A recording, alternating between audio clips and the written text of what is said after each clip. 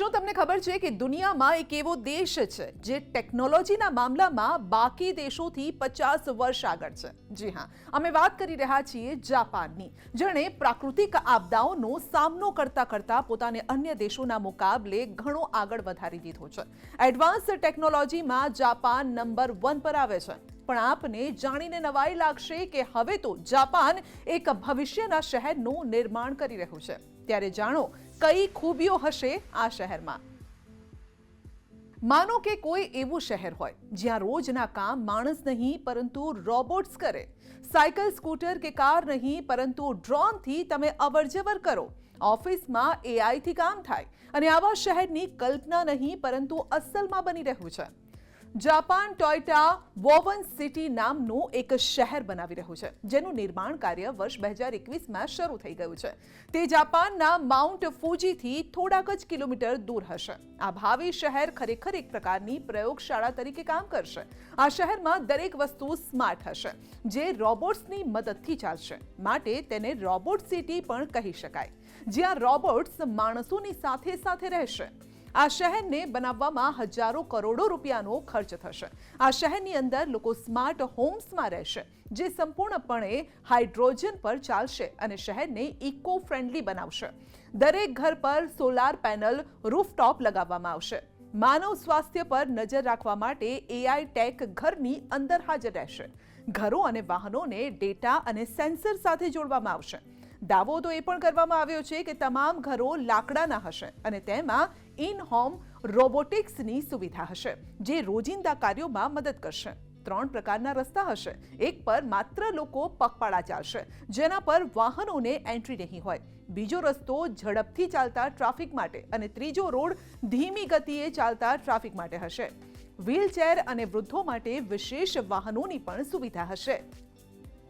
જાપાનમાં રોબોટ સિટીનો પ્રથમ તબક્કો પૂર્ણ થવાના આરે છે.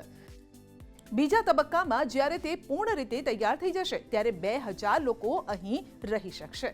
ફેમસ કંપની ટોયોટાએ લાસ વેગાસમાં CES ટેક શોમાં આ જાહેરાત કરી છે.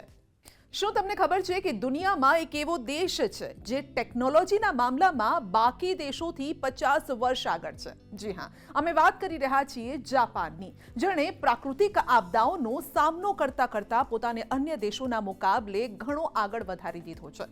એડવાન્સ ટેકનોલોજીમાં જાપાન નંબર 1 પર આવે છે. પણ આપને જાણીને નવાઈ લાગશે કે હવે તો જાપાન એક ભવિષ્યના શહેરનું નિર્માણ કરી રહ્યું છે. ત્યારે જાણો કઈ ખૂબીઓ હશે આ શહેરમાં. માનો કે કોઈ એવું શહેર હોય જ્યાં રોજના કામ માણસ નહીં પરંતુ રોબોટ્સ કરે. સાયકલ, સ્કૂટર કે કાર નહીં પરંતુ ડ્રોનથી તમે અવરજવર કરો. ઓફિસમાં એઆઈથી કામ થાય અને આવા શહેરની કલ્પના નહીં પરંતુ અસલમાં બની રહ્યું છે. જાપાન ટોયોટા વોવન સિટી નામનું એક શહેર બનાવી રહ્યું છે, જેનું નિર્માણ કાર્ય વર્ષ 2021માં શરૂ થઈ ગયું છે. તે જાપાનના માઉન્ટ ફુજીથી થોડાક જ કિલોમીટર દૂર હશે. આ ભાવિ શહેર ખરેખર એક પ્રકારની પ્રયોગશાળા તરીકે કામ કરશે. આ શહેરમાં દરેક વસ્તુ સ્માર્ટ હશે, જે રોબોટ્સની મદદથી ચાલશે. માટે તેને રોબોટ સિટી પણ કહી શકાય, જ્યાં રોબોટ્સ માણસોની સાથે રહેશે. આ શહેરને બનાવવામાં હજારો કરોડો રૂપિયાનો ખર્ચ થશે. આ શહેરની અંદર લોકો સ્માર્ટ હોમ્સમાં રહેશે, જે સંપૂર્ણપણે હાઇડ્રોજન પર ચાલશે અને શહેરને ઇકો ફ્રેન્ડલી બનાવશે. દરેક ઘર પર સોલાર પેનલ, રૂફટોપ લગાવવામાં આવશે. માનવ સ્વાસ્થ્ય પર નજર રાખવા માટે એઆઈ ટેક ઘરની અંદર હાજર રહેશે. ઘરો અને વાહનોને ડેટા અને સેન્સર સાથે જોડવામાં આવશે. દાવો તો એ પણ કરવામાં આવ્યો છે કે તમામ ઘરો લાકડાના હશે અને તેમાં ઇન હોમ રોબોટિક્સની સુવિધા હશે, જે રોજિંદા કાર્યોમાં મદદ કરશે. 3 પ્રકારના રસ્તા હશે. એક પર માત્ર લોકો પગપાળા ચાલશે, જેના પર વાહનોને એન્ટ્રી નહીં હોય. બીજો રસ્તો ઝડપથી ચાલતા ટ્રાફિક માટે અને ત્રીજો રોડ ધીમી ગતિએ ચાલતા ટ્રાફિક માટે હશે. વ્હીલચેર અને વૃદ્ધો માટે વિશેષ વાહનોની પણ સુવિધા હશે. જાપાનમાં રોબોટ સિટીનો પ્રથમ તબક્કો પૂર્ણ થવાના આરે છે. બીજા તબક્કામાં જ્યારે તે પૂર્ણ રીતે તૈયાર થઈ જશે ત્યારે 2000 લોકો અહીં રહી શકશે. ફેમસ કંપની ટોયોટાએ લાસ વેગાસમાં CES ટેક શોમાં આ જાહેરાત કરી છે.